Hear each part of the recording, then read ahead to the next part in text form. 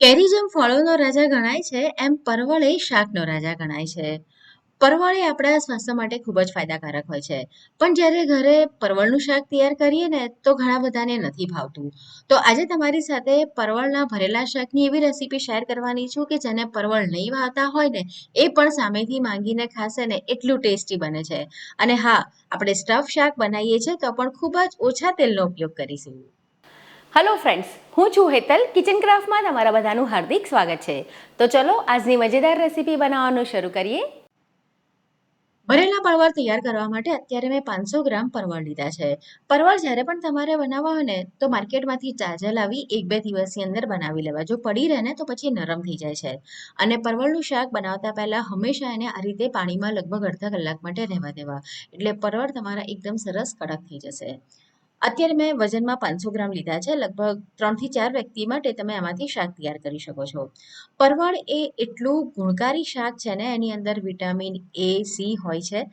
એન્ટીઓક્સિડન્ટથી ભરપૂર હોય છે, આપણું ડાયજેશન સુધારે છે, બ્લડ શુગરને નિયંત્રિત કરે છે અને વજન ઘટાડવામાં પણ મદદ કરે છે. તો ખૂબ જ ફાયદાકારક એવું પરવળનું શાક જ્યારે સિઝન હોય ને ત્યારે તો ચોક્કસ બનાવીને ખાવું જોઈએ. તો પાણીમાંથી કાઢી આપણે એને કપડાથી કોરા કરી લેવાના છે. અને ત્યાર પછી એનો આગળનો ડંઠલનો ભાગ કાઢી દેવાનો છે બંને સાઈડથી. અને પછી એની છાલ આપણે થોડી થોડી કાઢી લેવાની છે. છાલ સાથે બનાવવું ને તો પરવળ છે ને થોડા કડક રહે છે, એટલે એની છાલ આપણે આ રીતે થોડી થોડી કાઢી લઈશું. બહુ જાડી છાલ ઉતારવાની નથી, એટલે પિલરના બદલે આ રીતે ચપ્પુથી કરશો ને તો એકદમ પતલી પતલી તમે એની છાલ કાઢી શકશો. જો પિલરથી કરશો ને તો છાલ છે ને એની ઘણી બધી જાડી નીકળશે. તો આ રીતે મેં એને કટ કરી લીધા છે. હવે વચ્ચેથી આપણે ચપ્પુથી કટ કરવાનું છે. અને પરવળ તમારા તાજા હશે તો એની અંદર બીજ જે છે ને એ બહુ વધારે પાકેલા કે એવા નહીં હોય, તો પછી એ બીજ કાઢવાની બહુ જરૂર નહીં પડે. પરવળ જો તમારું થોડું નરમ હોય કે અંદરના જે બીજ છે ને એ થોડા પાકેલા હોય તો પછી એને કાઢી લેવાના, કારણ કે એ થોડા કડક હોય છે ચાવવામાં. એટલે વચ્ચેથી આ રીતે ચપ્પુની મદદથી અથવા તો ચમચીનો પાછળનો ભાગ હોય ને એની મદદથી તમે એને આસાનીથી કાઢી શકશો. અને પરવળ જે છે એ જ્યારે તમે કટ લગાડીને આ રીતે અંદરથી એનો ઘર કાઢતા હોય ને તો ખાસ ધ્યાન રાખવાનું છે કે તૂટી ના જવા જોઈએ. તો આ પ્રમાણે આપણે બધા જ જે પરવળ છે એને કટ કરી અને એના જો બીજ પાકેલા હોય તે કાઢી અને તૈયાર કરી લઈએ. અને પછી આપણે એનો મસાલો તૈયાર કરવાનો છે. તો એના માટે અત્યારે એક પેનની અંદર મેં 1 ચમચી તેલ લીધું હતું અને થોડો અહીંયા આગળ મેં ચાનો લોટ લીધો છે. જો હું તમને માપમાં કહું તો લગભગ મેં અહીંયા આગળ 1/3 કપ જેટલો ચાનો લોટ લીધો છે. તો ચાના લોટને આપણે 1 ચમચી તેલની અંદર શેકી લેવાનો છે. ગેસની ફ્લેમ એકદમ સ્લો રાખવાની છે. તમારે જો આ રીતે લોટ શેકવો ના હોય, તમારી પાસે ઘરમાં કોઈ પણ ફરસાણ પડ્યું હોય, જેમ કે પાપડી હોય, ગાંઠિયા હોય, સેવ હોય, તો તમે એ પણ લઈ શકો છો. તો એની ક્વોન્ટિટી તમારે અડધો કપ લેવાની છે. પણ ન હોય ઘરની અંદર કોઈ ફરસાણ અથવા તમારે તળેલી વસ્તુ ઉપયોગમાં ન લેવી હોય તો આ રીતે તમે લોટ શેકીને પણ લઈ શકો. હવે લોટને આપણે થોડો ઠંડો કરી લેવાનો છે. અને પછી એની અંદર આપણે બીજા બધા મસાલા એડ કરી દેવાના છે. મેં 1 ટીસ્પૂન અહીંયા આગળ હળદર પાવડર એડ કર્યો છે. આમચૂર પાવડર ખટાશ માટે લીધો છે, એ મેં અહીંયા આગળ 1 ટીસ્પૂન લીધો છે. 2 ટીસ્પૂન આપણે મરચું એડ કરવાનું છે એની અંદર. અને આ છે 4 ટેબલ સ્પૂન શેકેલા શેંગદાણાનો પાવડર. એને મેં મિક્સર જારમાં અધકચરા વાટી લીધા હતા. અને અહીંયા આગળ 2.5 ટેબલ સ્પૂન આપણે ધાણા જીરું એડ કરવાનું છે. 1 ટીસ્પૂન ગરમ મસાલો ઉમેરી દેવાનો છે.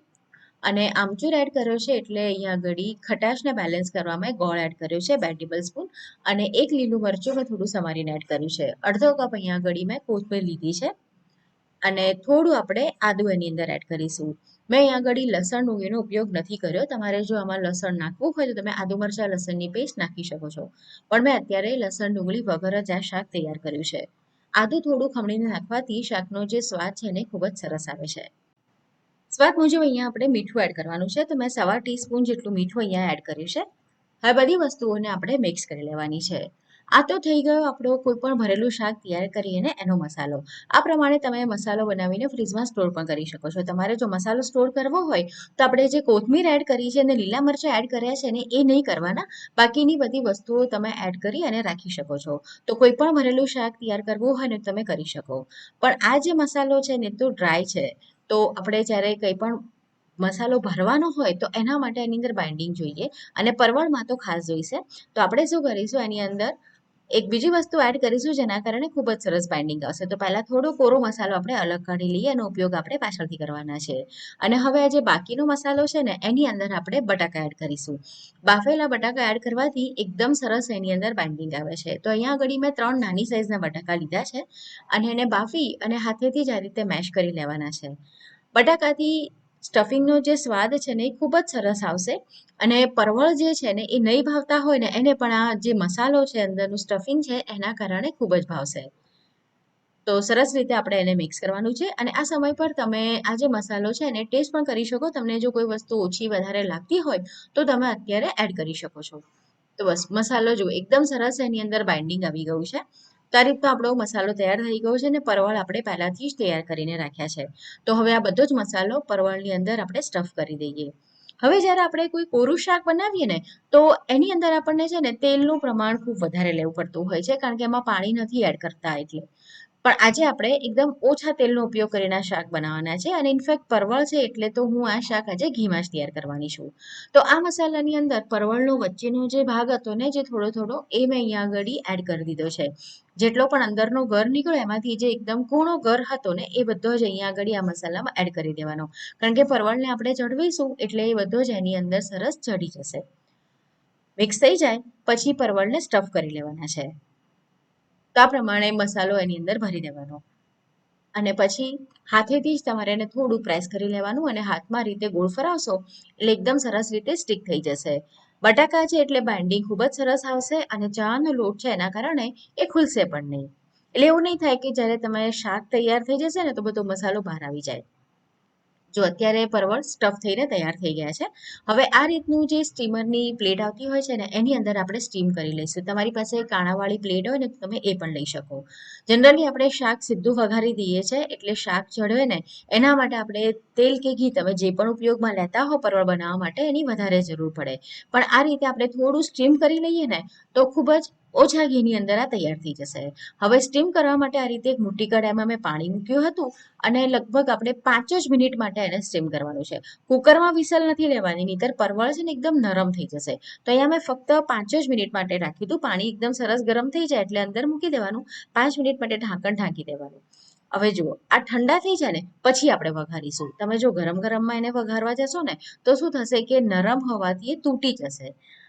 તો વઘાર માટે આ રીતનું પેન હોય ને પહોળું વાસણ એ લેવાનું. અત્યારે મેં અહીંયા આગળ 1/2 ટેબલ સ્પૂન ઘી લીધું છે. પરવળનું શાક જનરલી ઘીમાં બનાવવામાં આવે છે પણ તમે તેલ પણ લઈ શકો. હવે 1 ટીસ્પૂન જીરું નાખવાનું છે, 1/2 ટીસ્પૂન હિંગ નાખીશું અને 1/4 ટીસ્પૂન જેટલી અહીંયા હળદર એડ કરીશું એટલે કલર એકદમ સરસ આવે. હવે જે પરવળ છે એને આપણે એડ કરી દઈશું. તો જો પરવળ અત્યારે ઠંડા થઈ ગયેલા છે. ગરમ ગરમ પરવળ છે ને નરમ હોય એટલે આપણે શાક વઘારીને જો એને ફરાવા જઈએ ને તો એ તૂટી જાય. અને જો પેન હોય તો આ રીતે જ તમારે એને આગળ પાછળ કરવાનું એટલે પરવળ એની જગ્યાએથી એકદમ સરસ રીતે તેલમાં ને એમાં કોટ થઈ જશે, સોરી ઘીમાં કોટ થઈ જશે. અને જો કડાઈ જેવું હોય તો તમારે ચમચાથી હલકા હાથે મિક્સ કરવાનું, કેમ કે આપણે એને ચડવી લીધેલા છે એટલે નરમ છે. હવે ઢાંકણ ઢાંકી એને થોડી વાર થવા દઈએ, ફક્ત 3 થી 4 મિનિટમાં જે તૈયાર થઈ જશે, કેમ કે પહેલા આપણે એને સ્ટીમ કરી લીધા છે. જો વચ્ચે એકવાર હું એને આ રીતે જ થોડા મિક્સ કરી લઈશ એટલે એની જે જગ્યા છે થોડી ચેન્જ થઈ જાય અને એકદમ સરસ રીતે એ મસાલાથી પણ કોટ થઈ જાય અને થોડા એ ક્રિસ્પી પણ થશે. તો અત્યારે 4 મિનિટ જેટલો સમય થયો છે. હવે આપણે શું કરવાનું છે, જે કોરો મસાલો રાખ્યો હતો ને એ અહીંયા આગળ એડ કરીશું. જો બટાકાવાળો મસાલો રાખ્યો હોય ને તો એ કોટ ના થાય, કારણ કે એકદમ બાઇન્ડિંગ વાળો હોય. આ છૂટો મસાલો છે, કોરો મસાલો છે એટલે આપણે એને સાઈડમાં રાખ્યો હતો અને એમાંથી મેં 2 ચમચી જેટલો મસાલો અત્યારે એડ કર્યો છે. તમને જો વધારે ગમે તો તમે વધારે પણ કરી શકો.